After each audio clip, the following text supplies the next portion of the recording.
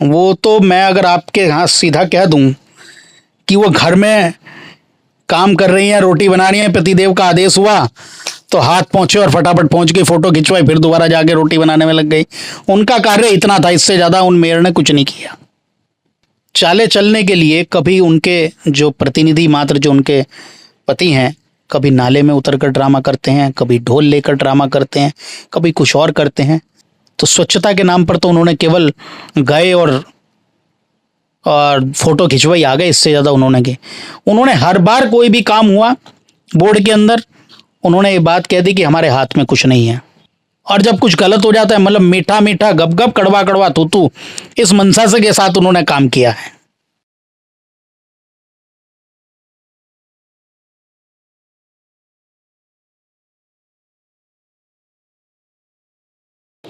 नमस्कार, न्यूज 127 देख रहे हैं आप और मैं हूं आपके साथ अक्षता रावत। आज मेरे साथ हैं उज्जवल पंडित, जो कि गंगा सभा के सचिव भी हैं और उसके साथ ही भाजपा के वरिष्ठ नेता भी हैं।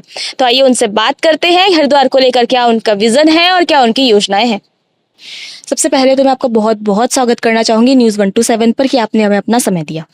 पहला सवाल मेरा आपसे ये है कि आप तीर्थ पुरोहित हैं, इसके साथ ही आप भाजपा के वरिष्ठ नेता भी हैं, तो ऐसे में आप हरिद्वार को लेकर क्या विजन रखते हैं? देखिए, हरिद्वार एक तीर्थ नगरी है और आध्यात्म की राजधानी के रूप में लोग इस हरिद्वार की मान्यता रखते हैं। इसके अलग ही प्रकार की इसकी एक छटा है। यहाँ भगवती गंगा प्रभावान है, जो कि पूरे अलौकिक मंडल को पवित्र करती है, दिव्यता प्रदान करती है। यहाँ इस हरिद्वार में लगने वाला 12 वर्ष का सनातन का सबसे बड़ा उत्सव अर्थात कुंभ मेला होता है। पूरे वर्ष भर हमारे हिंदू तिथि पंचांग के अनुसार पड़ने वाली पवित्र तिथियों के पवित्र स्नान होते हैं। यहाँ लोग आध्यात्म की और शांति की तलाश में आते हैं और मरणोपरांत भी हमें गंगा की गोद मिले, इस भावना के साथ उनका अस्थि विसर्जन इसी गंगा के तट हरिद्वार में होता है। ऐसी नगरी में हम जन्म लिए हैं, वो हमारा और हरिद्वार वासियों का सभी का सौभाग्य है। इसलिए इस गंगा के प्रति, इस हरिद्वार के प्रति हमारी सिर्फ एक ही सोच है कि चूंकि ये तीर्थ नगरी है, यहाँ पर तीर्थयात्री एक छोटे भारत, मिनी भारत के रूप में प्रदर्शित होते हैं। अर्थात जो तीर्थयात्री विभिन्न प्रदेशों से, विभिन्न देशों से आते हैं और यहाँ उन सारी व्यवस्थाओं को ठीक प्रकार से संचालित, अर्थात जितने पूजा कर्म इत्यादि होते हैं वो तीर्थ पुरोहितों के माध्यम से ही सभी संपन्न होते हैं। तो तीर्थ किस प्रकार सुसज्जित सुव्यवस्थित हो, आने वाले तीर्थयात्रियों की मर्यादाओं, कार्यों की तथा उनके आवागमन की सुलभता एवं सुगमता कैसी हो, साथ ही यहाँ के संत महात्मा, यहाँ के तीर्थ पुरोहित, इन सबको उन विषयों का सही प्रकार से लाभ मिले, ऐसी विकास योजनाएं अगर धरातल पर बनती हैं तो निश्चित ही यहाँ की आध्यात्मिकता और ज़्यादा उत्साहित करने वाली है। और यहाँ के निवासी बहुत ही अपने आप में मिलनसार और बहुत ही आवभगत व आदर करने वाले, सम्मान करने वाले, इस प्रकार की भूमिका रखने वाले सभी संत लोग, तीर्थ पुरोहित लोग, यहाँ के व्यापारी बंधु, यहाँ को रोजगार की तलाश में आने वाले लोग भी गंगा की तरह ही सभी को अपने व्यवहार से, जिस प्रकार गंगा किसी को भी डुबकी लगाने से नहीं रोकती, ऐसे ही अपने और सभी को अपने उस पवित्रता और शीतलता प्रदान करती है। ऐसे ही हरिद्वार के सभी निवासी अपने व्यवहार कुशलता से सभी को शीतलता, आदरता और सम्मान प्रदान करते हैं। अच्छा, जैसे सरकार जो है हरिद्वार को दिव्यता और भव्यता प्रदान करने के लिए कॉरिडोर बना रही है, तो आपके जो व्यापारी वर्ग है वो कॉरिडोर का विरोध कर रहा है, उसको लेकर आपकी क्या राय है? देखिए, सरकार की जिम्मेदारी होती है सब व्यवस्थाओं को सुंदर बनाना, व्यवस्थित बनाना। आज कॉरिडोर के नाम की बात आ रही है, इससे पूर्व भी हरिद्वार में विभिन्न योजनाओं के तहत सरकार द्वारा यहाँ विकास किए गए। पहले भी हरिद्वार हर की पौड़ी के निकट, जहाँ आज महिला घाट है, वहाँ पर जम्बू वाली, पुंज वाली, इस प्रकार की बड़ी बड़ी धर्मशालाएं, गंगा बिल्डिंग के नाम से बड़ी धर्मशालाएं पर रोड पे होती थी। उनको धराशायी करने के बाद वहाँ का विस्तार किया गया, जहाँ पर टावर है, जो घंटाघर है, उस मालवीय द्वीप को पहले छोटा था वो बड़ा कर दिया गया। आवागमन के पुल पूर्व में बढ़ाए, लगातार सरकारें जो भी आती हैं उस हिसाब से उसको बढ़ाने का काम करती हैं, पुलों को परिवर्तित करने का काम करती हैं, नए पत्थर लगाने घाट पर, घाटों की रेलिंग इत्यादि लगानी, चैन इत्यादि लगानी, ये सभी काम पूर्ववत होते रहे हैं। अभी जिस बात को लेकर एक प्रकार का भ्रम फैलाया जा रहा है कि विरोध विरोध, देखिए विरोध नहीं है। सरकार लगातार ये बात कह रही है, सरकार के अधिकारी जो इस व्यवस्था को देख रहे हैं, जितने भी स्टेक होल्डर्स हैं, उन सभी से जो लोग इसकी जद में आएंगे उन सभी से वार्ता की जाएगी। पहले वहाँ का एक पूरा नक्शा बनेगा, वो नक्शा प्रदर्शित होगा। अभी कार्य योजना का विचार आया है, कार्य योजना पर सने सने कार्य हो रहा है। अभी कार्य योजना धरातल पर नहीं आई है, मतलब धरातल पर मतलब अभी कार्य का शुरू नहीं हुआ। अभी सरकार एक योजना तैयार कर रही है कैसे सबको साथ लेकर, और जैसा कि आपने मुझे कहा कि मैं भारतीय जनता पार्टी का भी नेता हूं, तो आदरणीय नरेंद्र मोदी जी जिस ध्येय वाक्य के साथ चल रहे हैं, सबका साथ, सबका विकास, सबका विश्वास, तो धामी सरकार भी उसी ध्येय वाक्य से पृथक नहीं है। वो भी इसी प्रकार की सोच के साथ सबकी हितों की रक्षा करते हुए, सभी तीर्थयात्रियों की सुगमता को ध्यान में रखते हुए, सभी प्रकार की व्यापारी हितों की रक्षा करते हुए भी कार्य योजना का क्रियान्वयन किया जाएगा। ये जो लोग भ्रम फैला रहे हैं, मुझे लगता है अभी उसमें सोचना और पड़ेगा। विरोध जैसी स्थिति नहीं है, सब लोग तैयार हैं, विकास के लिए तैयार हैं, तो इसलिए इस बात का मुझे नहीं लगता कि कोई विरोध जैसा स्वर की चर्चा है। इस कॉरिडोर को लेके आप क्या सोच रखते हैं, मतलब नुकसान होगा या फायदा होगा? देखिए, कॉरिडोर को एक विकास योजना है, और जब विकास होता है तो केवल जमीन का ही विकास नहीं होता, व्यक्ति का भी विकास होता है, पर व्यक्ति आय का विकास होता है। जहां जहां भी आज कॉरिडोर की स्थितियां आई हैं, जहां जहां भी इस प्रकार की चीजें हुई हैं, जहां श्रद्धालुओं के हितार्थ इस प्रकार की सुगमता के लिए इस प्रकार की कार्य योजनाओं का क्रियान्वयन हुआ है, वहां पर श्रद्धालुओं की आमद बढ़ी है। पूर्व में जितनी आमद चार धाम में थी, उससे कई गुना, कि जो चंद हजार लोग जाते थे, आज कई लाख गुना लोग, जिस 2013 की बाढ़ के बाद केदारनाथ को एक कहा जा रहा था कि शायद अब चारधाम यात्रा नहीं होगी, चारधाम यात्रा सिमट जाएगी, लोग भय में व्याप्त होंगे, लेकिन उसके अलग जब वहाँ का पुनः जीर्णोद्धार हुआ, सौंदर्यकरण हुआ, विकास हुआ, तो आज वहाँ श्रद्धालुओं की आमद इतनी है कि सरकार को रोकना पड़ता है, संख्याएं सीमित करनी पड़ती है। यही हरिद्वार की स्थिति है। हरिद्वार में अभी कावड़ यात्रा शुरू होने वाली है। पिछले साल लगभग 4-4.5 करोड़ व्यक्ति आए थे, इस बार 5 करोड़ से ऊपर आने की संख्या है। और वही कावड़ मेला जो चंद लोग आया करते थे, उसके बाद कुछ हजार हुए, फिर कुछ लाख हुए, आज वो करोड़ों की संख्या है। तो मुझे लगता है अध्यात्म की चेतना, अध्यात्म का स्वीकार्यता सभी में है। और जब विकास होगा तो क्योंकि उसी हिसाब से आप एक घर में रहते हैं, जब आपके घर के अंदर आपके प्राणियों की संख्या अधिक हो जाती है, पारिवारिक सदस्यों की संख्या अधिक हो जाती है, तो निश्चित ही आपको अन्य विस्तारित योजना सोचनी पड़ेगी।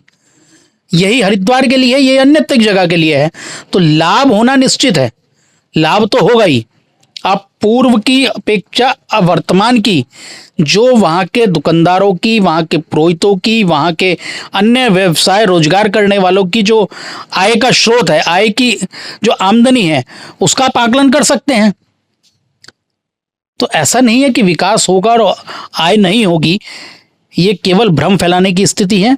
हाँ, जो लोग अनाधिकार चेष्टा करते हैं, जो लोग अतिक्रमण की प्रयास करते हैं, जो लोग दबंगता और तीर्थ की मर्यादा को चुनौती देते हुए, तीर्थ की मर्यादा को भंग करते हुए जो लोग इस प्रकार का प्रयास करते हैं, सिर्फ दिक्कत उन्हें हो रही है, आम व्यक्ति को कोई दिक्कत नहीं हो रही है।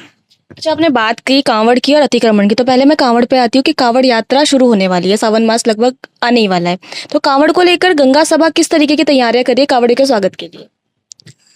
देखिए, हमारा सौभाग्य है कि हम उस पवित्र हृदय स्थल जो कि सबका लक्ष्य एक ही होता है, हर की पौड़ी ब्रह्मकुंड पर स्नान करना, वहां से जल भर के ले जाना। उस स्थान का प्रबंधन श्री गंगा सभा करती है। हम लोगों ने यात्रियों की सुविधार्थ घाटों की स्वच्छता बढ़ाने के लिए अपने और स्वयंसेवक बढ़ाए हैं। वहां किस प्रकार से कोई भी गलत कार्य ना हो, उसके लिए साइन बोर्ड लगाए गए हैं।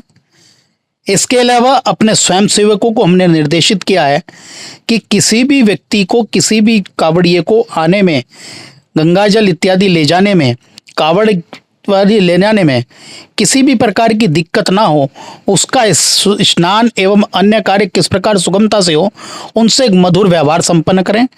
और हमारी दो व्यवस्थाएं हैं। एक जो जहाँ पर आरती होती है, जो ब्रह्मकुंड का इधर एरिया है जहाँ पर हमारा कार्यालय और जूता स्टॉल और मंदिर है, वहाँ पर जूता ले जाने की मनाही है।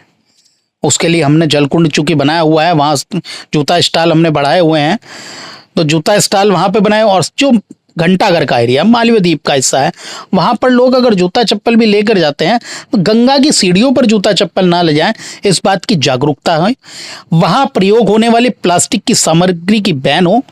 वहाँ किसी भी प्रकार के ऐसे चीज़ की बिक्री ना हो जो कि वहाँ की मर्यादा को भंग करती हो। उन सभी विषयों की जिम्मेदारी समझते हुए हम लोग लगातार सावन की तैयारियों में।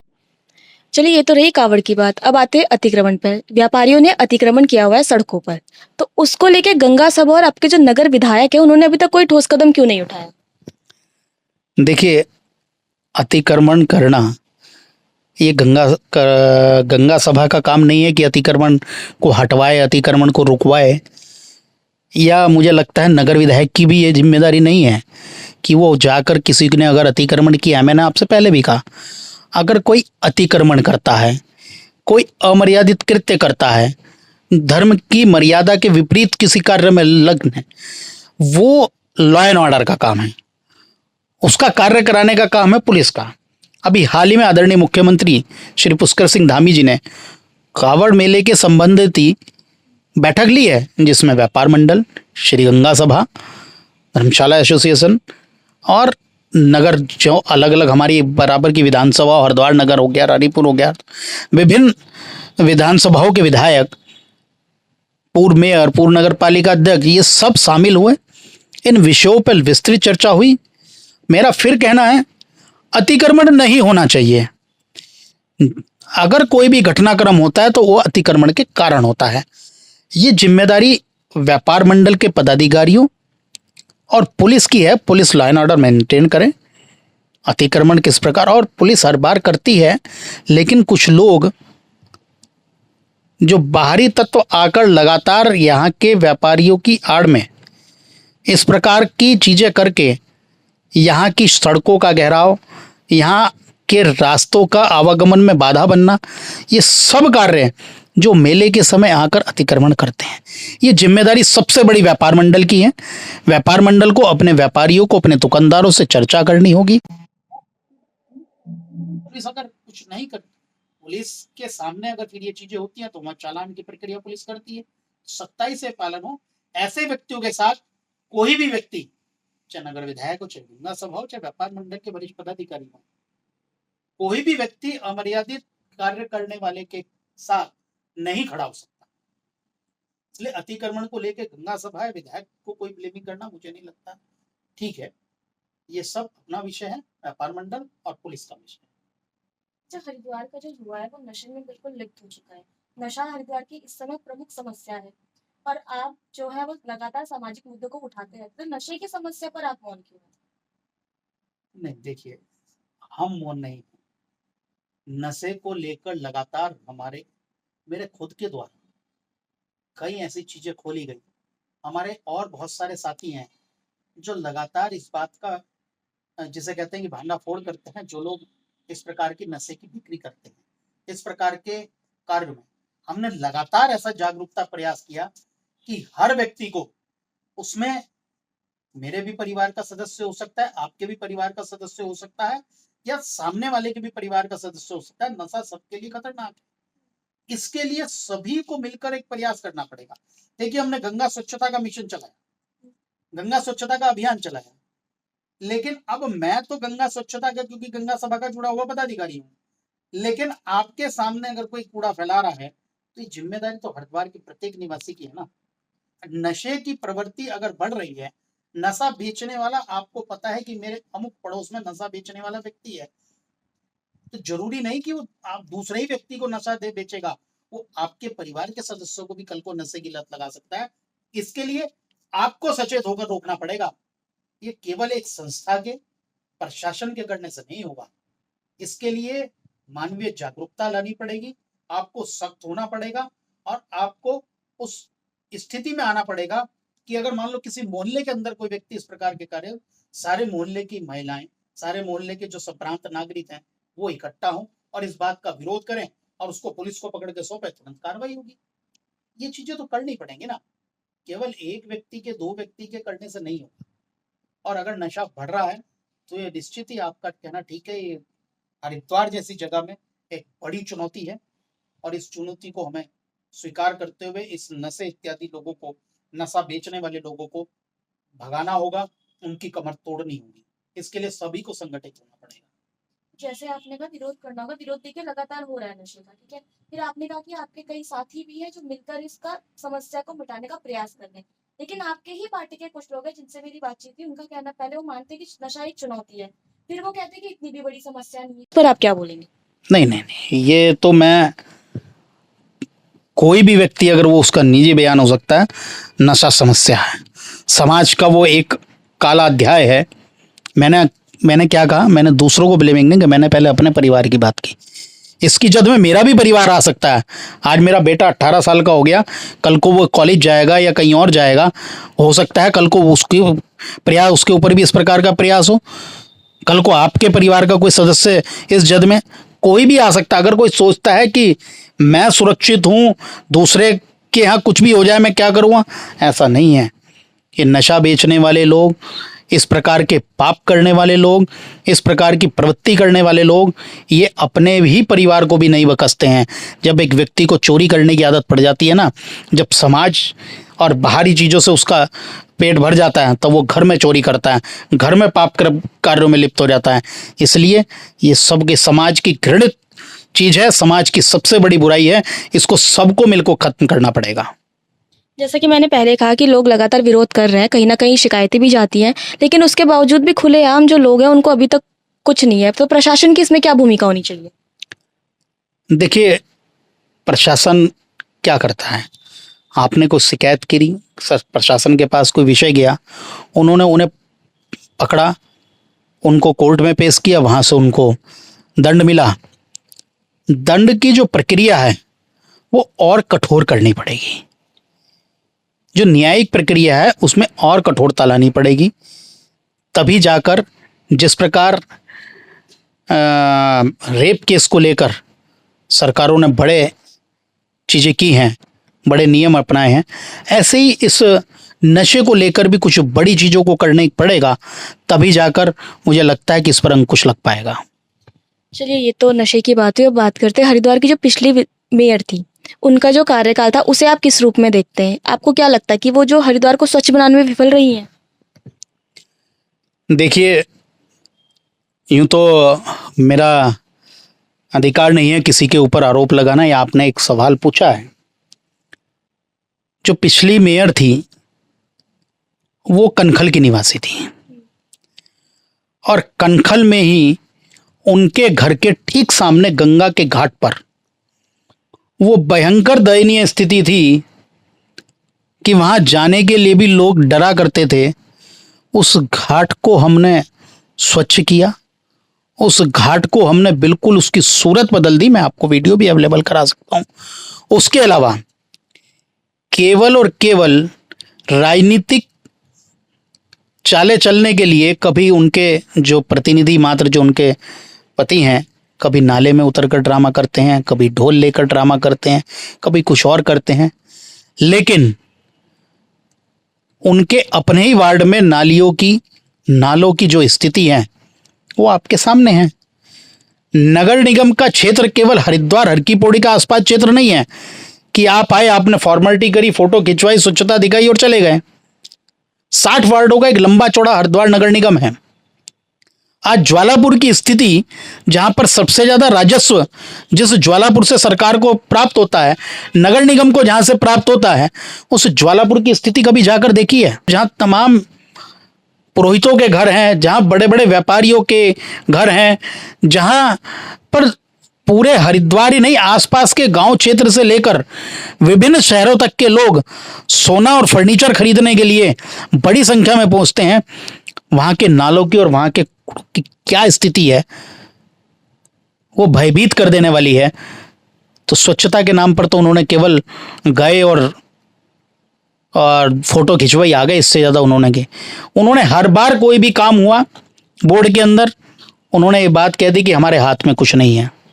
लेकिन जहां जब बात विकास की हो गई, कोई चीज खड़ी हो गई, कोई डेवलपमेंट हो गया, जिस प्रकार से विधानसभा रानीपुर के अंदर मेडिकल हॉस्पिटल जब बन रहा है, आज उनका कहना है कि ये हमारे कारण हुआ है। और जब कुछ गलत हो जाता है, मतलब मीठा मीठा गप गप कड़वा कड़वा तू तू, इस मंशा से के साथ उन्होंने काम किया है। तो जैसे आपने उनके पति की बात की, तो मतलब कई ज़्यादा कंट्रोवर्शियल रहे हैं वो, तो आपको लगता है कि उनकी छवि उनके हस्बैंड की वजह से वैसी नहीं बन पाई जैसी वो बनाना चाह रही थी? उन्होंने कभी छवि बनाने का प्रयास ही नहीं किया। वो छवि थी, वो तो इस प्रकार की महिला है, कभी उनकी सोच भी राजनीतिक नहीं है, ना उनकी कुछ कार्य करने की सोच है। वो तो मैं अगर आपके यहाँ सीधा कह दूं कि वो घर में काम कर रही हैं, रोटी बना रही हैं, पतिदेव का आदेश हुआ तो हाथ पहुंचे और फटाफट पहुंच गई, फोटो खिंचवाई, फिर दोबारा जाके रोटी बनाने में लग गई। उनका कार्य इतना था, इससे ज्यादा उन मेयर ने कुछ नहीं किया। चलिए ठीक है, तो ये थे हमारे साथ गंगा सभा के सचिव और बीजेपी के वरिष्ठ नेता उज्जवल पंडित, जिनसे हमने अभी बात की, जिनका जो विजन है और वो साफ है कि वो हरिद्वार में विकास लाना चाहते हैं और हरिद्वार को स्वच्छ बनाना चाहते हैं। आगे की खबरों के लिए आप बने रहिए मेरे साथ, तब तक के लिए नमस्कार।